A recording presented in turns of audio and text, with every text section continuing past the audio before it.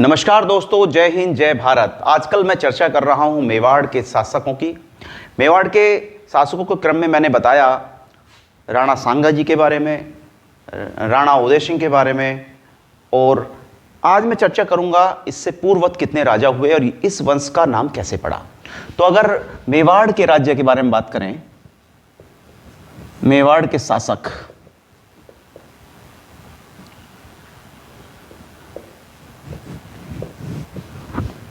मेवाड़ के शासकों की अगर बात करते हैं तो गुहिल सिसोदिया या गहलोत राजवंश की उत्पत्ति सूर्यवंश से मानी गई है और भगवान राम का जो वंश था वो सूर्यवंशी था।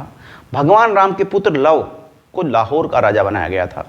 बाद में इन्हीं के वंश में तीसरी शताब्दी में राजा कनकसेन हुए, जिन्होंने अपनी पत्नी वल्लभी के नाम पर वल्लभी नगर बसाया और उसे अपनी राजधानी बनाया। इनके 4 पुत्र हुए, चंद्रसेन, राघवसेन, धीरसेन और वीरसेन। इनके बड़े बेटे चंद्रसेन ने गुहिल सिसोदिया वंश इनके नाम से ही चला और उनके दूसरे बेटे राघवसेन ने राघव वंश चला। अन्य जगहों पर शासन करने के लिए अलग अलग नामों से जाना गया, जैसे बड़े प्रांत शासन करने के लिए बड़गुजर सीकरी पर शासन करने के लिए, शिकरवर राजौरगढ़ पर शासन करने के लिए, और मठार या राजौरा जो है वो राजौरगढ़ पर उन्होंने शासन किया, या राजौरा कहते हैं उनको। गुहिल वंश विश्व का सबसे प्राचीनतम वंश है और एक ही जगह पर लगभग 1558 वर्षों तक इन्होंने लगातार शासन किया। तो अगर हम इस वंशावली की बात करें तो राजस्थान के दक्षिण पश्चिम भाग पर गुहिलों या गुहिल सिसोदियों का शासन है। नैन्सी की ख्यात में गुहिलों की 24 शाखाओं का वर्णन मिलता है और इन तीनों शाखाओं में मेवाड़ शाखा सबसे अधिक जो है महत्वपूर्ण है। तो अगर हम बात करें मेवाड़ के जो गुहिल का, तो 566 ईस्वी में इसका शासनकाल माना गया है और गुहिल राजा गुहादित्य ने 566 में जो है एक तरह से इस राजवंश की स्थापना की। और कालभोज जो है, जो मतलब एक तरह से माना गया है गुहिल के जो पुत्र थे, कुल उनका 734 से लेकर 700 तक लगभग 53 तक उनका शासन रहा। फिर उसके बाद उनके पुत्र सुमेर सिंह 753 से 773 तक, उनके पुत्र रतन सिंह 773 से 793 तक, उनके पुत्र चैतन सिंह 793 से 813 तक, फिर उसके बाद उनके पुत्र रावल सिंह 813 से लगभग 828 तक, उसके बाद उनके पुत्र खुमान सिंह द्वितीय 828 से लेकर 853 तक, उसके बाद उनके पुत्र महाभोज 853 से 878 तक, उसके बाद खुमान सिंह तृतीय 878 से 903, फिर उसके बाद उनके पुत्र भरत भट्ट द्वितीय 903 से 951, उसके बाद अल्तात जो थे वो हूण राजकुमारी हरिया देवी से शादी की और मेवाड़ में सर्वप्रथम नौकरशाही को लागू किया। इसके दूसरी राजधानी आहड़ या उदयपुर, जो बाद में उदयपुर बनी, और उनके बाद उनका नरवाहन 971 से 973, सालीवाहन 973 से 977, शक्ति 977 से 993, फिर शक्ति कुमार के बाद अंबा प्रसाद 993 से 1007, सुचि वर्मा 1007 से 1021, नर वर्मा 1021 से 1035, कीर्ति वर्मा 1035 से 1051, योगराज 1051 से 1068, वैरट सिंह 1068 से 1088, उसके बाद उनके पुत्र हंसपाल 1088 से 1103, फिर उनके पुत्र वैरी सिंह 1103 जो 22वें राजा थे, उनके बाद उनका पुत्र विजय सिंह, उसके बाद अरी सिंह, फिर चौड़ सिंह, विक्रम सिंह, और फिर राजा रण सिंह या करण सिंह 27वें राजा थे।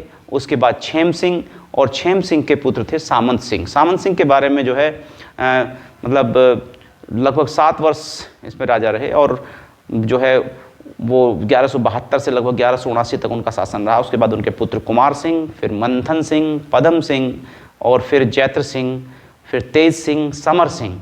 समर सिंह जो है मेवाड़ राज्य का उत्तराधिकारी थे और उनके पुत्र कुंभकर्ण नेपाल चला गए और नेपाल के राजवंश के शासक कुंभकर्ण के ही वंशज हैं, ऐसा माना जाता है। फिर रतन सिंह, और राजा रतन सिंह जो है 36वें राजा माने गए हैं सिसोदिया राजवंश के। लगभग इनका शासनकाल 1302 से 1303 के बारे में रहा। इनकी रानी पद्मावती का जो है इतिहास में बड़ा सुंदर लेख है। उन्होंने जौहर किया था और अलाउद्दीन खिलजी के कार्यकाल में जो है अलाउद्दीन खिलजी ने मतलब आक्रमण किया था चित्तौड़गढ़ पर, और रानी पद्मावती ने सैकड़ों महिलाओं के साथ जौहर किया था, और गोरा बादल का प्रतिरोध का युद्ध भी प्रसिद्ध रहा। तो यह वह धरा है जहाँ पर जो है ऐसी रानी रही जिन्होंने जो है जौहर किया था 1303 के आसपास। तो अजय सिंह अमीर राजा के उत्तराधिकारी और अवयस्क थे, किंतु अजय सिंह गद्दी पर बैठ गए। फिर महाराणा हमीर सिंह, और महाराणा हमीर सिंह के बारे में बड़ा फेमस है। हमीर ने अपने शौर्य, पराक्रम और जो उनकी नीतियां थी, उन्होंने अपना एक तरह से महाराणा की उपाधि धारण की थी, और मेवाड़ नरेश महाराणा उपाधि धारण करने वाले वो पहले व्यक्ति थे। उसके बाद महाराणा क्षेत्र सिंह, फिर महाराणा लाख सिंह, महाराणा राख सिंह, महाराणा मोकल, महाराणा कुंभा। महाराणा कुंभा जो है उन्होंने अपने राज्य का विस्तार किया और बहुत ज़्यादा उन्होंने जो है एक तरह से किले बनवाए। फिर उनके पुत्र थे उदय सिंह प्रथम, फिर महाराणा रायमल, और महाराणा रायमल जो थे एक तरह से महाराणा सांगा के पिता थे। महाराणा सांगा के बाद महाराणा रतन सिंह और महाराणा विक्रमादित्य जो अल्पकाल के लिए जो है राजा रहे। फिर उनके बाद महाराणा उदय सिंह, और महाराणा उदय सिंह के बाद महाराणा प्रताप, फिर महाराणा अमर सिंह, फिर महाराणा करण सिंह। इस तरह से लगभग देश की आज़ादी तक जो है, देश की आज़ादी के समय में अगर हम बात करते हैं तो मतलब महाराणा भोपाल सिंह के बारे में हमने बात करते हैं। महाराणा भोपाल सिंह इसके एक तरह से अंतिम राजा कह सकते हैं, क्योंकि देश आज़ाद होने के बाद राज्य व्यवस्था को बंद कर दिया गया। तो बहुत लंबा वंश रहा, ये बड़ी लंबी वंशावली रही। तो ये वंशावली ऐसी थी कि जिसने भारत के इतिहास में बहुत महत्वपूर्ण स्थान रखा है, और महाराणा प्रताप जैसा वीर सपूत ने इसी वंश में जन्म लिया। तो धन्य है ऐसा वंश जिसने भारत को गौरवान्वित किया, महाराणा प्रताप जैसा पुत्र दिया। तो मैं इस वंश के बारे में आपको बताना चाह रहा था, और आपने शायद कुछ सीखने को मिलेगा। तो मैं अगली वीडियोस फिर लेके आऊँगा। तब तक के लिए नमस्कार, जय हिंद, जय भारत, धन्यवाद।